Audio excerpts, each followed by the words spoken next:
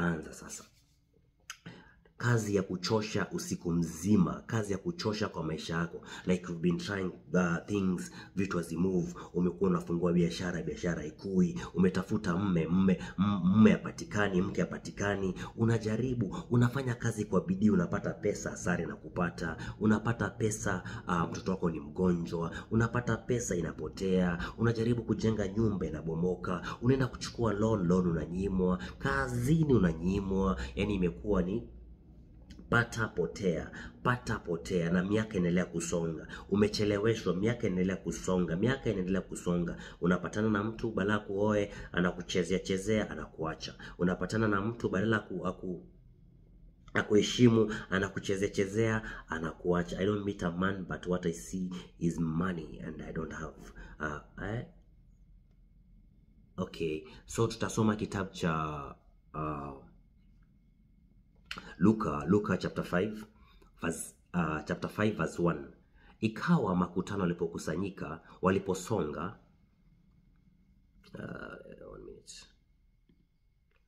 Biblia inasema Luka chapter 5 verse 1. Ikawa makutano waliposonga, wakilisikiza neno la Mungu, right? Neno la Mungu. Yeye alikuwa amesimama kando ya ziwa la Geserati. Akaona mashua mawili zimekaa kando ya ziwa, lakini wavuvi wametoka wanaosha nyavu zao.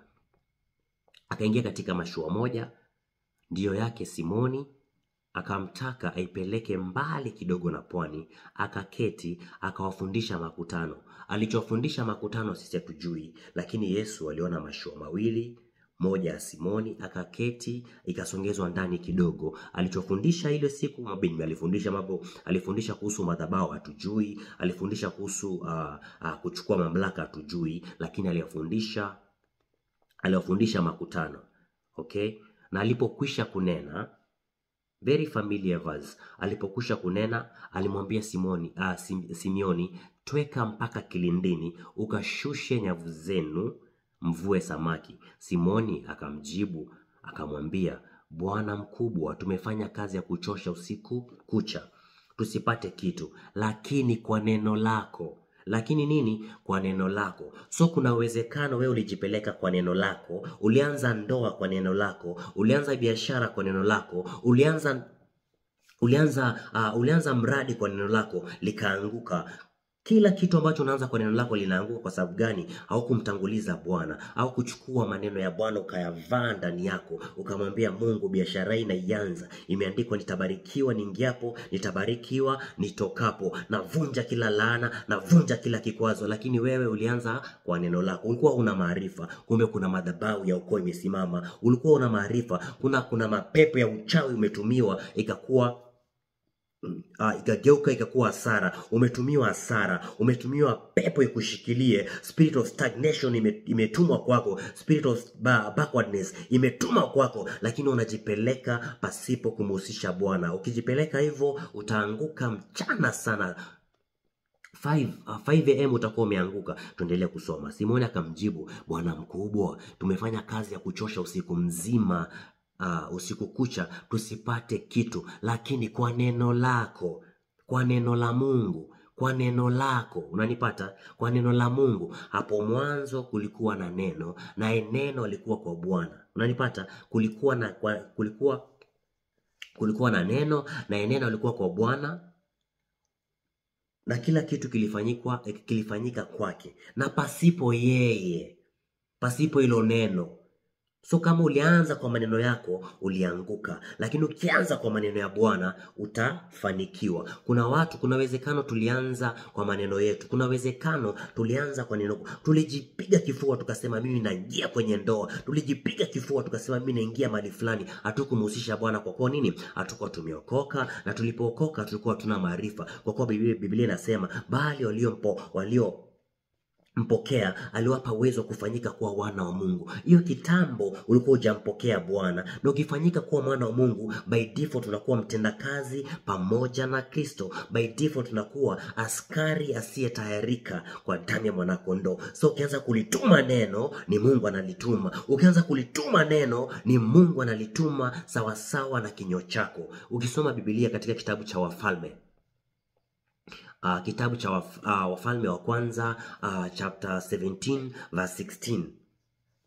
Elia alienda mahali kunaitwa Selepta, akapata mjane. Mjane alikuwa na mtoto wake. Akamwambia nisaidie na maji na mkate. Mjane akamwambia mimi sina unga, niko na konzi moja. Konzi ni kipimo tu cha mkono. Lakini Elia akamwambia aende amletee, alafu ajipikie mkate.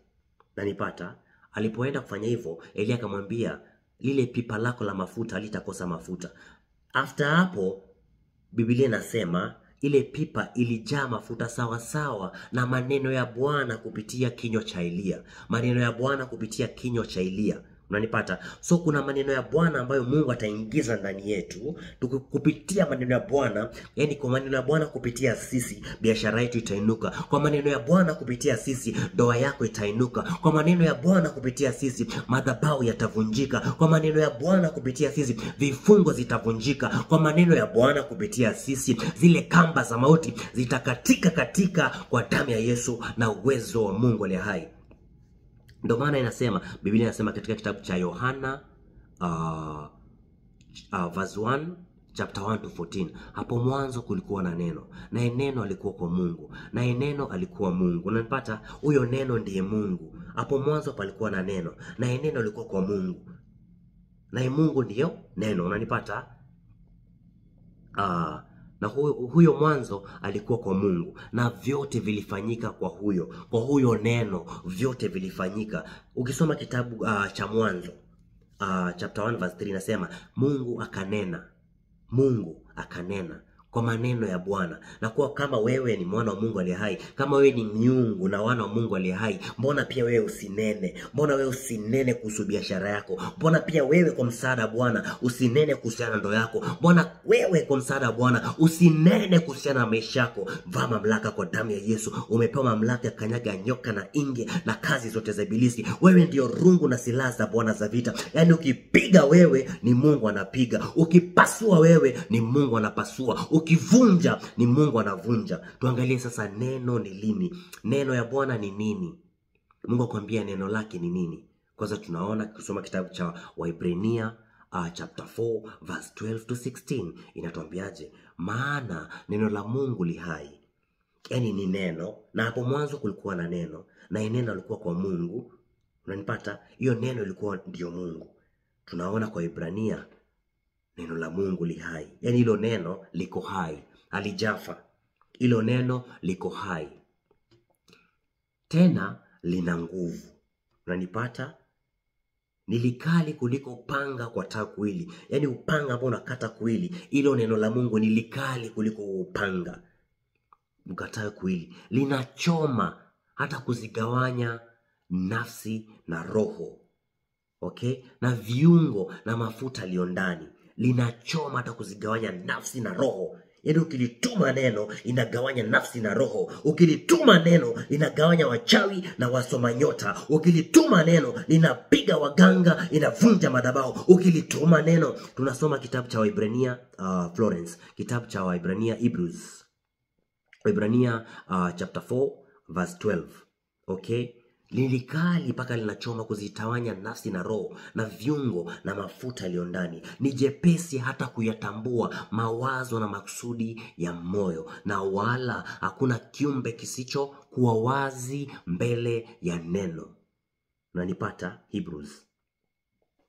Nilikali, Waebrania, nilikali linajua paka makusudi ya moyo. Yaani wewe ukilituma neno, kama mtu alikuwa amekusudia mabaya, hilo neno linapenya, linajua makusudi yake. Hilo neno linapenya, linajua makusudi yake. Ndio maana wakati tunaomba, ukisoma kitabu cha Zaburi, nataka unapeleke polepole. Tumeanza kuona neno ni nini.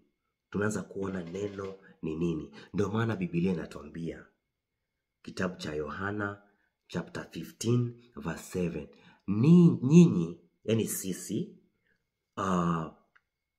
mkikaa ndani yangu na maneno yangu yakikaa ndani yenu, ombeni chochote mtakacho nanyi mtapewa. Yani maneno ya Mungu yakikaa ndani yetu na Yesu akikaa ndani yetu, tuombe chochote tutakacho nasi tutapewa. Kuanzia leo hamjaomba chochote kwa jina lake, ombeni nanyi mtapewa. Yani sisi tukikaa ndani yake na maneno yake yakikaa ndani yetu, tutaomba chochote tutakacho nasi tutapewa. Yani Yesu akikaa ndani yetu, maneno yake, maneno ya Mungu ambayo ndio uhai, ambayo ndio uzima, yakikaa ndani yetu, tutaomba chochote tutakacho nasi tutapewa. Ndio maana kitabu Biblia inatuambia katika kitabu cha Zaburi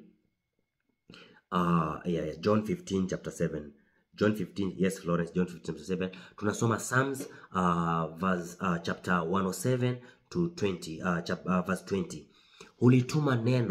Hulituma neno kuwaponya watu wake na kuwatoa kwenye maangamizi.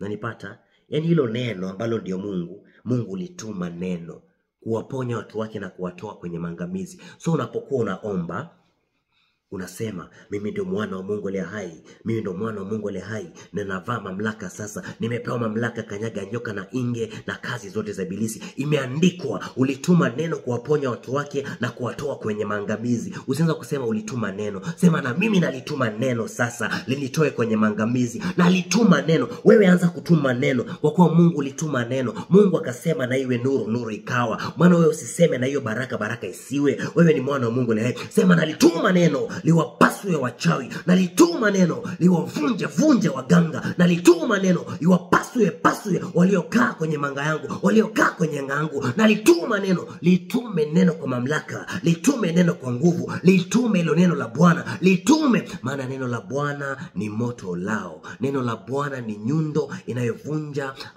miamba vipande. Yani ukilituma neno, unatuma rungu. Neno la Mungu ni rungu. Yani ukivaa mamlaka, ukituma neno, si neno tu. Ikimpata mchawi nundu likipata mganga nundu, anapata nundu. Unampiga kwa neno la Bwana mpaka anaachia biashara. Unampiga kwa neno la Bwana mpaka anaachia ndoa. Unampiga kwa neno la Bwana mpaka anaachia mke wako. Unampiga kwa neno la Bwana mpaka madhabahu inavunjika. Unaachia moto wa damu ya mwanakondoo. Neno la Mungu ni moto lao. Neno la Mungu ni nyundo inayovunja miamba vipande. Tumechoka kufanya kazi ya kuchosha, ila kwa neno lake sasa tunataka kuwafuata waganga. Ila kwa neno la Mungu sasa ambayo iko ndani yetu, tunataka kufuata yale madhabahu iliyosimama ndani yetu, kwa kuwa Biblia inasema aliyejichimbia shimo cha kina mpaka kuzimu, mkono wa Bwana utamfuata, utamtoa kuzimu. Aliyejipandisha kwenye milima, kuna wachawi wamejipandisha kwenye vilima, mkono wa Bwana utamfuata huko, utamwangusha. Na huo mkono wa Bwana ndio mkono wetu. Tukivaa mamlaka, sisi tunakuwa na uungu ndani yetu. Tukivaa mamlaka, tunakuwa na kingship ndani yetu. Tukivaa mamlaka, tunakuwa na ufalme wa Mungu ndani yetu. Tukivaa mamlaka, adui anapasuka. Tukivaa mamlaka, adui anavunjika. Tukivaa mamlaka, adui anaangamia kwa damu ya mwanakondoo. Tukivaa mamlaka, adui anavunjika kwa damu ya mwanakondoo. Kama ni madhabahu imekufanya umefanya kazi ya kuchosha usiku mzima, leo tunataka kuzama kwenye ulimwengu wa roho. Tutafuata hizo madhabahu. Tunataka kuzama kwenye ulimwengu wa roho. Tutafuata hizo madhabahu. Tutazivunja, tutaziharibu, tutazipasua, tutavunja kila malango ya kuzimu, kwa kuwa sisi ndio mwamba ambayo hekalu la Bwana limejengwa, na malango ya kuzimu haitotufikia sisi. Tumeona neno ni nini sasa? Neno la Mungu ni moto ulao. Ndio maana ukisoma kitabu cha Zaburi 119 chapter 119 verse 105 inasema, neno lako ndio taa ya miguu yangu, na mwanga wa njia zangu. Unanipata? Yaani hilo neno la Mungu, hapo mwanzo kulikuwa na neno, na neno alikuwa kwa Bwana. Unanipata? Na neno alikuwa ndio Mungu.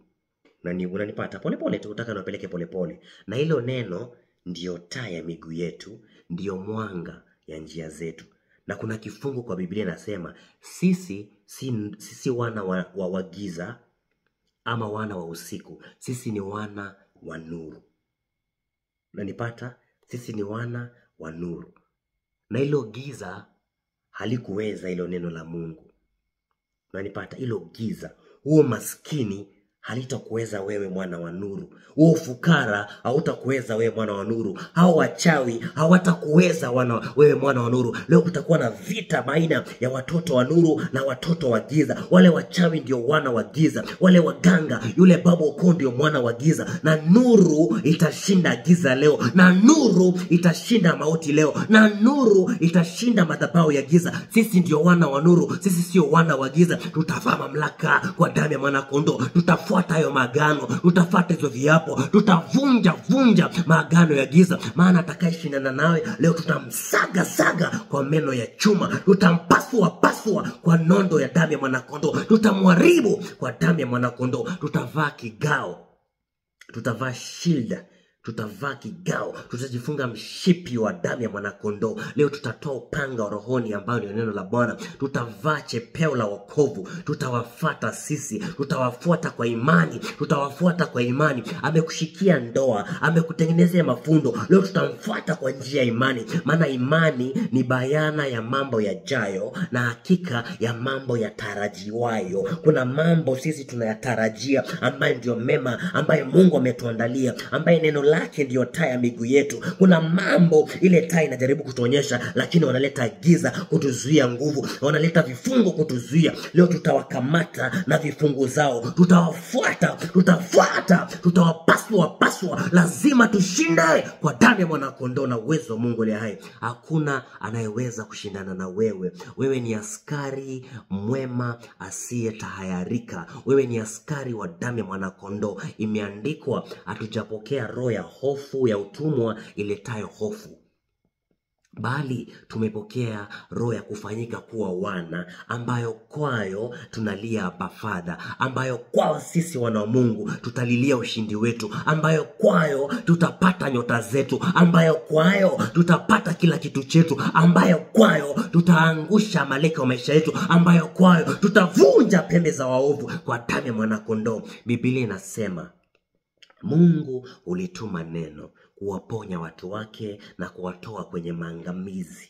Kuna nyota zako zimefungwa kwenye maangamizi. Kuna uwezekano wewe mwenyewe nafsi yako imefungwa kwenye maangamizi. Kuna uwezekano wamechukua nywele yako wakatengeneza mafundo za kichawi. Ndio maana Biblia inasema pasipatikane kwetu mtu arogae kwa kupiga mafundo. Kuna uwezekano amekupigia mafundo. Kuna uwezekano amekufunga, amekuweka kuzimu. Kuna uwezekano kuna watu wamewekwa kwenye machupa, kuna watu wamewekwa kwenye magereza, kuna watu wameshikwa, wamewekwa kuzimu, wametengenezewa milango, wamewekwa kwenye dungeons, wamewekwa kwenye magereza ya giza. Leo kwa damu ya mwanakondoo tunaenda kuvaa mamlaka. Maana Paulo alipokuwa naomba, ile milango ile misingi ikatetemeka, na misingi ilipotetemeka zile pingu zikalegea, na pingu zilipolegea milango ikafunguka. Leo tutatemesha misingi ya kuzimu, tutatetemesha madhabahu. Leo milango ya baraka itafunguka kwa damu ya mwanakondoo. Tazama, jambo jipya limefanyika. Anatengeneza njia pasipo na njia,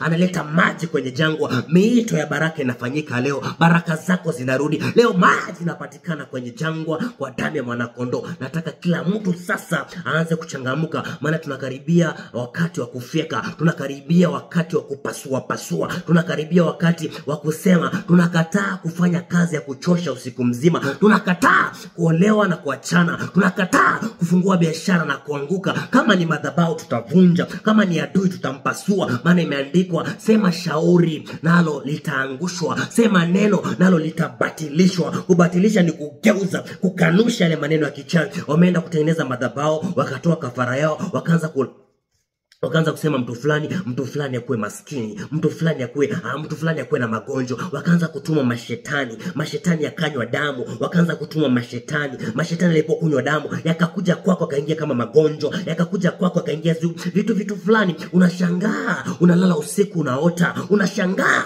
unalala usiku unanyongwa, unashangaa biashara yangu haikui, napata mchumba napotea, napata kitu kinapotea, mifuko yangu ni kama imetoboka, sijui pesa zangu inaenda wapi, napata mshahara leo Hasara inapatikana kushoto. Leo tutaangusha wachawi kushoto 10,000. Tutaangusha waganga na madhabahu 10,000 upande wa kulia. Mabaya yatakupata wewe, wala tauni haitakaribia hemani mwako. Nasema mabaya hayatakupata wewe, mtoto wa Mungu, wala tauni haitakaribia hemani mwako, maana imeandikwa wewe ni mshindi zaidi ya mshindi katika yule akupendaye. Unayaweza yote kupitia Kristo akutiaye nguvu. Una hiyo maskini huo unaweza katika jina la Yesu Kristo. Tazama, Yesu anasema alikuwa amekufa lakini sasa yuko hai. Ako na ufunguo wa kuzimu na mauti. Yani mauti hayana mamlaka juu yako. Yani kuzimu kule na manjonjo yake hayana mamlaka juu yako. Tazama, imeandikwa kama vile wana walivyoshiriki damu na nyama, ndivyo alivyo Yesu Kristo, ili kwa njia ya kifo akamshinda aliye na uwezo wa mauti, yani ibilisi. Yani ibilisi hana mamlaka juu yako. Yuaja mkuu wa ulimwengu, yuaja kuja na yuaja, lakini hana na lolote juu ya maisha yako. Wachawi hawana lolote juu ya ndoa yako. Waganga, waganguzi, babu ukoo, babu kuzimu hana lolote. Ule kibwengo ukoo, majini, majoka, mapepo hayana lolote juu ya maisha yako, maana kwa habari ya hukumu wamekwisha kuhukumiwa. Yani wewe unapigana na mchawi na amekwisha kuhukumiwa, unakubali akushinde. Yani unapigana na waganga, wamekwisha kuhukumiwa, unakubali akushinde. Mapepo yanakufukuza kwenye maisha yako, na wewe ndio masihi wa Bwana. Leo tunakataa, tunaweka ukingo wa moto, tutawapasua kwa damu ya mwanakondoo na uwezo wa Yesu aliye hai. Kama sisi na Yesu tu wamoja, tukisema neno tu, ule mchawi atadondoka. Tukisema neno tu, yale madhabahu yatasagika. Tukisema neno tu, yani zile kamba zilizokufunga zitakuachia. Tukisema neno tu, yani wale all spiritual spouse watapasuka, maana anayeshindana nawe atakuwa sio kiti tena. Imeandikwa anayeshindana na Bwana atapondwa. Leo sisi tutawaponda kwa msaada wa Bwana, tutawapasua kwa msaada wa Bwana, tutawafyeka kwa msaada wa Bwana. Tutawaamuru kwa jina la Yesu waachilie biashara. Tutawaamuru kwa damu ya mwanakondoo waachilie ndoa. Tutawaamuru waachilie maisha yako. Tutawaamuru kwa damu ya mwanakondoo waachie katika jina la Yesu Kristo na uwezo wa Mungu aliye hai. Hakuna spiritual spouse ataweza kushindana na wewe. Hakuna. Maana sisi tuko na maarifa, tumejua hila zao, tumejua njia zao. Hakuna atakayeweza kusimama mbele yako aweke miba na michongoma mbele yako, maana Biblia inasema sina ghadhabu, maana nikipatana na miba na michongoma nitaikanyaga. Kuna uwezekano wamepanga mawe kwenye njia yako, tutaikanyaga na kuisaga.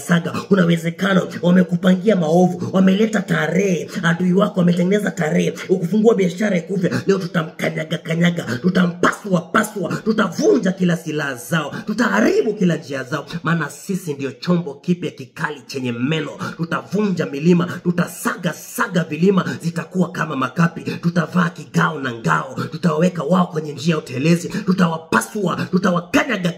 Tutaamuru malaika wa Mungu awafate kwa upinde. Tutaamuru malaika aliyempiga Herode kaliona changu akafa. Yule malaika bado yuko. Yule malaika wa moto bado yuko. Wale malaika walikuwa na ride kwenye chariot of fire bado wako, maana aliye ndani yetu ni mkuu kuliko aliye ndani yao. Leo tutawafyeka kwenye ubora wao, tutawapasua kwenye ubora wao. Amejiandaa sana kwa silaha zao, wamejiandaa sana kwa magonjwa ya kishetani, wamejiandaa sana kutuma mashetani, wamejiandaa sana. Lakini katika yale maandamizi, katika yule kujiandaa kwao, tutawakamata. Biblia inasema tutapiga hekima za wenye hekima, tutaharibu akili za wenye akili. Aliyejifanya mwenye akili akakutumia mashetani ya kushike, tutampasua. Aliyejifanya mwenye akili eti akufunge usipate mke, tutampasua. Yule babu alikuwa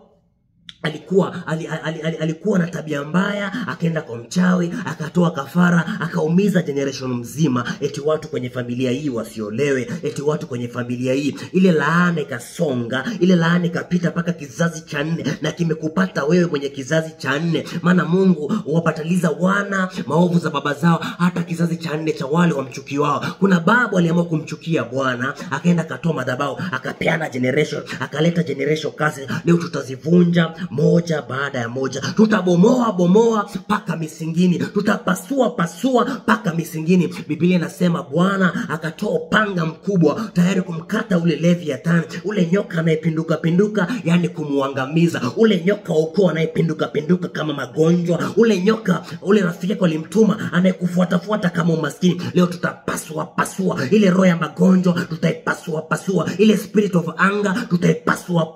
Ile spirit ya kishetani tutaipasua.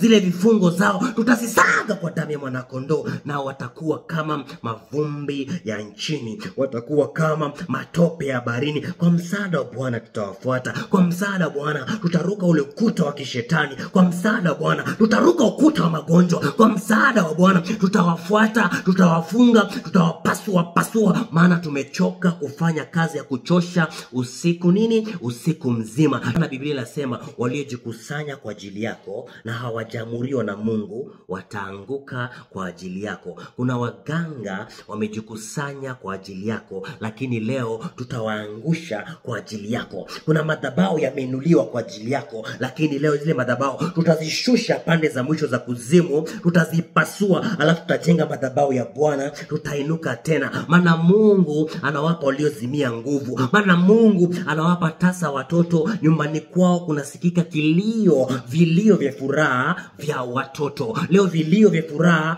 vya baraka zitasikika kwenye nyumba yako. Leo vilio vya furaha vitasikika vya ushindi kwenye nyumba yako. Mimi naamuru kuanzia leo, aliyejiandama, aliyejipanga kwa silaha zake za kichawi, na muamuru adondoke. Aliyejipanga juu yako, na muamuru apasuke. Na amuru kuanzia leo, aliyejipanga na madhabahu yake ya kishetani, na yapasuke kwa damu ya mwanakondoo na uwezo wa Mungu aliye hai. Kwa kuwa wana wa Mungu wamechoka kufanya kazi ya kuchosha usiku mzima. Kwa kuwa mimi Alex nimechoka. Kwa kuwa watu hawa wamechoka kufanya kazi ya kuchosha usiku mzima. Kwa kuwa mimi na watu hawa tumechoka kufanya kazi ya kuchosha usiku mzima. Ewe babu ukoo, pasuka. Ewe mchawi aliyemfunga, pasuka. Ewe spiritual spouse, na kuamuru kuanzia leo, vunjika kwa damu ya mwanakondoo. Vunjika, mwachie in the name of Jesus na uwezo wa Mungu aliye hai. Nataka sasa tuingie kwenye maombi. Nataka tuingie kwenye vita, maana Mungu lituma neno. Leo nataka kulituma neno. Nataka tuwatume malaika. Nataka tutumie uwezo wa damu ya mwanakondoo, maana sisi ndio wana wa Mungu waliye hai. Na Biblia inasema ataamuru malaika zake watuinue tusijikwae. Yani malaika wako tayari, malaika wako tayari. Leo kwa mkono wa Zelbabeli tutajenga msingi wa Bwana. Kwa mkono wa Zelbabeli tutajenga madhabahu mapya. Leo kwa mkono wa Zelbabeli tutainuka tena kwa damu ya mwanakondoo. Tutainuka tena, tutasimama tuseme imekwisha kwa damu ya mwanakondoo. Maana tumekombolewa si kwa vitu vinavyoharibika kama dhahabu na fedha, bali tumekombolewa kwa damu ya mwanakondoo. Tumekombolewa kwa vitu ambavyo vinadumu milele. Tumekombolewa, yani wewe umebarikiwa kwa baraka zote kwenye ulimwengu wa roho. Hakuna wakukuzuia, hakuna wakukuzuia. Kumbukeni na rehema za Bwana alipowekwa msalabani, akavunja laana zote za Torati ili sisi kwa njia ya imani tupate baraka za Ibrahimu. Kumbuka na rehema zake alipowekwa msalabani, ijapokuwa alikuwa tajiri, akaishi maisha ya umaskini ili kwa kuishi kwake sisi tukue matajiri. Imeandikwa hapa duniani tutapata mara 100, na mbinguni ni maisha, ni eternal life, ni ufalme wa milele. Leo kwa damu ya mwanakondoo tutaamuru baraka zetu zingae. Leo kwa damu ya mwanakondoo tutaamuru nyota zetu zingae. Leo kwa damu ya mwanakondoo tutaamuru ile siri ya wasi iletaye magonjwa ipasuke. Ile siri wasi iletaye magonjwa ipasuke kwa damu ya mwanakondoo. Wakiuliza sisi ni nani, tunasema sisi tumetumwa na Bwana, na Bwana ni Bwana wa vita, jina lake ni Yehova. Wakiuliza sisi ni akina nani, tutasema sisi ni masihi wa Bwana. Wakiuliza sisi ni akina nani, sisi ni wana wa Mungu aliye hai. Akiuliza sisi ni nani, tunasema sisi ndio wapako wa mafuta wa Bwana. Na imeandikwa hakuna awezaye kumnyoshia mkono mpaka wa mafuta wa Bwana. Kuna mfalme mmoja anaitwa Jeroboam, alinyosha mkono juu ya masihi wa Bwana. Ule masihi wa Bwana akaamuru mkono wake ungae. Kuna uwezekano mchawi amekunyoshia mkono kwa magonjwa. Kuna uwezekano mganga amekunyoshia mkono. Kuna uwezekano mama fulani amekunyoshia mkono. Kuna uwezekano babu fulani amekumiliki kwenye ulimwengu roho, eti endo spiritual spouse wake. Kuna uwezekano wamekushika kwa mafundo ya kichawi. Kuna uwezekano wamekufunga. Kuna uwezekano wamesimama kwenda kinyume na wewe. Leo tutaamuru kwa damu ya mwanakondoo. Na amuru kuanzia leo aliyekufunga apasuke. Na amuru kuanzia leo aliyekufunga adondoke. Na amuru kwa msaada wa Bwana aliyekufunga pasuke, na mgeuza anakuwa kinyesi kwenye inchi, na mgeuza anakuwa matope ya baharini, na mgeuza anaibika kwa ubora wake kwa damu ya mwanakondoo. Maana imeandikwa, anayeshindana nawe ataaibika na kutahayarika. Leo nawafadhaisha kwa damu ya mwanakondoo, nawafadhaisha kwa damu ya Yesu, nawafadhaisha aliyefanya hasira juu yako, namfadhaisha aliyefanya chuki juu yako, namfadhaisha aliyefanya hasira juu yako, aliyekuja kusumbua ndoa, namfadhaisha. Naachilia moto wa damu, naachilia moto apasuke vipande. Leo nafaa kikao na ngao, namfuata aliyemfuata Forest, namfuata aliyemfuata Nina, namfuata na mpasua ule babu ukoo aliyetupa mashetani, ule babu ukoo alitoa kafara. Leo nanyamazisha damu ya kafara, nanyamazisha hiyo damu, nikikata hizo kamba. Wana wa Mungu wanaachiwa leo, wana wa Mungu wako huru, maana Mungu ni roho, na palipo roho yake kuna uhuru. Leo kwa damu ya mwanakondoo tunatangaza uhuru, kwa damu ya Yesu tunatangaza uhuru. Tumechoka kufanya kazi ya kuchosha usiku mzima, tumechoka kufungua biashara ikianguka, tumechoka kuenenda katika giza, maana sisi ni wana wa nuru. Ile giza lituluweza. Hapo mwanzo palikuwa na neno, na neno lilikuwa kwa Bwana, na sisi tumetoka kwa neno la Bwana. Sisi ndio neno la Bwana. Yani neno la Bwana liko ndani yetu, linaishi ndani yetu. Yani uwezo wa Bwana uko ndani yetu. Sisi ni vikinga vya moto vilivyotolewa kwenye moto. Tunateketeza kulia, tunateketeza kushoto. Shetani anayefanya kazi nje tutamkamata, tutampasua. Imeandikwa, kila aonywaye na asikii anashupava shingo yake itavunjwa na hakuna dawa. Kila aliyeonywa na asikii anaendelea kuandama maisha yako. Kila aliyeonywa na asikii, ulimfieka jana, ukamfieka juzi, ukampasua spiritual spouse, lakini anaendelea kufuata, anatuma kutoka kuzimu. Aonywaye na asikii, leo tutakamata shingo yake, tutaikunja, tutaipasua kwa damu ya mwanakondoo. Leo tutampiga huyo adui wa maisha yako, tutampiga Amaleki wa maisha yako, tutampasua huyo ukuta wa Yeriko wa maisha yako, tutauvunja kwa damu ya mwanakondoo na uwezo wa Mungu aliye hai. Nataka ile mamlaka ingie ndani yako sasa. Nataka ile uungu ingie ndani yako. Nataka nikukumbushe kuwa wewe ni masihi wa Bwana. Nataka nikukumbushe kuna uwezekano ulikuwa umepotea. Kuna uwezekano ulikuwa unashangaa, kwa damu na nyama mbona nateseka? Kwa damu na nyama. Usishangae kwa kuwa wewe ni mwana wa Mungu. Ulikwenda kutafuta msaada kwa mchawi akaiba nyota. Ulikwenda kutafuta msaada mahali fulani wakakuibia nyota. Ulikwenda kutafuta msaada pasipo na ufahamu akakuibia biashara. Leo tutaamuru kwa damu ya mwanakondoo aliyechukua nyota yako achie. Tutaamuru kwa damu ya mwanakondoo aliyechukua biashara yako achie. Tutaamuru kwa damu ya mwanakondoo aliyekushika achie. Tutaamuru kwa damu ya mwanakondoo, kwa damu ya Yesu. Leo kwenye ubora wetu tutasimama kama kuhani wa Bwana, kuvunja, kuharibu na kuteketeza. Alafu tutapanda, alafu tutajenga. Tazama, nalikuwa nimekufa lakini sasa niko hai. Niko na ufunguo ya kuzimu na mauti. Sisi tumepewa ufunguo ya ufalme.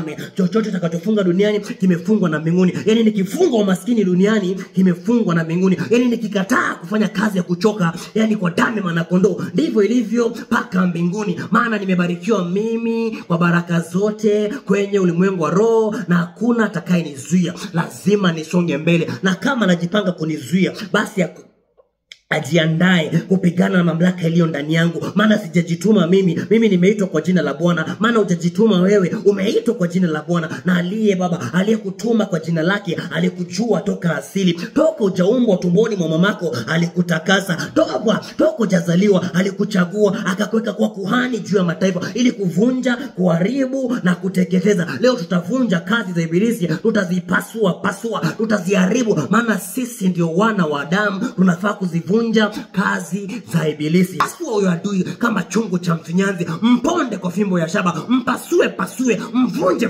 aliyekuja kwenye maisha yako. Pasua aliyekuja kuzuia ndoa, pasua ile laana ya ukoo, pasua. Leo geuza umateka, geuza, maana hakuna wezaye kushindana na Bwana. Anayeshindana na Bwana anapondo. Watenda mabaya na watesi wako walipokaribia kula na nyama yako walijikwaa. Amuru wajikwae, ewe mtenda mabaya aliyekuja kwa maisha yangu, na amuru jikwae. Ewe mtenda mabaya aliyekuja kwa maisha ya Nina, na amuru jikwae kwa damu ya mwanakondoo na uwezo wa Mungu aliye hai. Biblia inasema zile karama zao zitakuwa kitanzi kwao. Ametuma mashetani. Leo tutachukua ile mashetani, tutayatuma back to the sender, ikuwe kitanzi kwenye shingo yake. Itamnyonga yeye. Amekunyonga usiku, leo tutamnyonga yeye. Amekunyonga kwa magonjwa, leo magonjwa tutayanyofoa. Kila pando ambalo hajalipanda Bwana Bwana ndani yako. Leo tutainyofoa kwa damu ya mwanakondoo. Tutamrudishia yeye aliyeleta mapando ya kichawi, maana tunang'oa paka mizizi, tunabomoa paka msingi, tunavunja.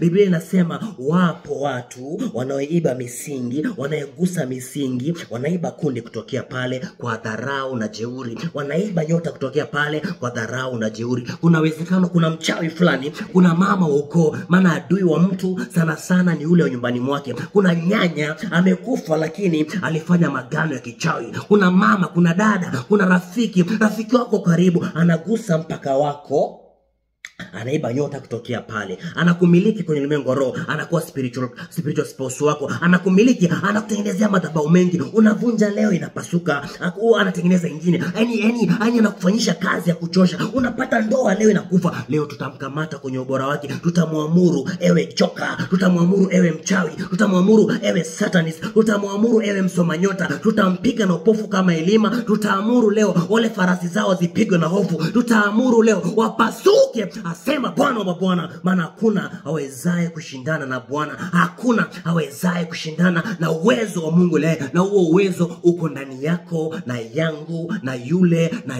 ule uwezo uko ndani yako kwa damu ya mwanakondoo. Maana ile siku ulimpokea Mungu ulifanyika kuwa mwana wa Mungu, na ufalme wa Mungu ulipatikana kwa nguvu, na wenye nguvu waliuteka. Yani mwanaume Yesu aliteseka kwenye nguvu, na wenye nguvu waliuteka, akashuka pande za mwisho za kuzimu, akamponda shetani kichwa, akamwambia mimi ndo uzao mwanamke, nitakuponda kichwa. Na sisi leo ndo wazao wanawake, tutaponda magonjwa vichwa kwa damu ya mwanakondoo. Imeandikwa ameyameza mali, atayatapika tena, kutoka tumboni mwake Bwana atayatoa. Sisi ndio tuko na msaada wa Bwana, sisi ndio rungu na silaha za Bwana za vita. Yani kwa wewe utapiga wafalme, yani kwa wewe utapiga mataifa, yani kwa wewe utapiga farasi na mpanda farasi, yani utapiga mchana na puruka usiku, utapiga farasi wake na utapiga huyo mpanda farasi. Yani kuna watu wana magari ya kichawi, tutavunja magari yao na tutampiga waendeshaji. Yani kuna mama tunafaa kumpasua, kuna mwanaume tunafaa kumpasua, kuna mtoto tunafaa kumpasua aachie biashara, kuna mzee tunafaa kumpasua aachie kwa damu ya mwanakondoo. Kuna mtawala, kuna maafisa tunafaa kuwapasua, kuna mchungaji na kundi lake tunafaa kuwabomoa kwa damu ya mwanakondoo